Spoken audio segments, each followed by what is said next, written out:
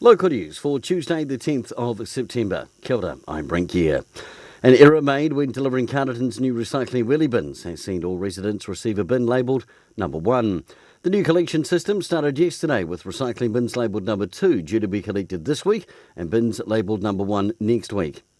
As well as Māori Language Week, this week is also Clean Up Week. And today, GJ Gardner Homes are inviting those keen to help and lend a hand to head down to Hendy Lake between 2 and 4 to assist in cleaning up the lake.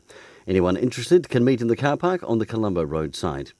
And Pukaha National Wildlife Centre have officially launched their new cultural tour yesterday, Te Hikoi o Pukaha, to coincide with Te Wiki o Te Reo Māori, or Māori Language Week. Visitors will be able to join rangatane on a walk through the bush, learning about wildlife, trees and traditional stories from tangata whenua. And in sport, the Douglasville Magpies are the 2019 Knockout Cup champions, beating Wairarapa United 5-3.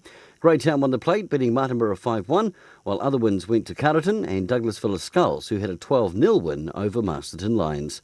For local news and sport, I'm Brent Gare.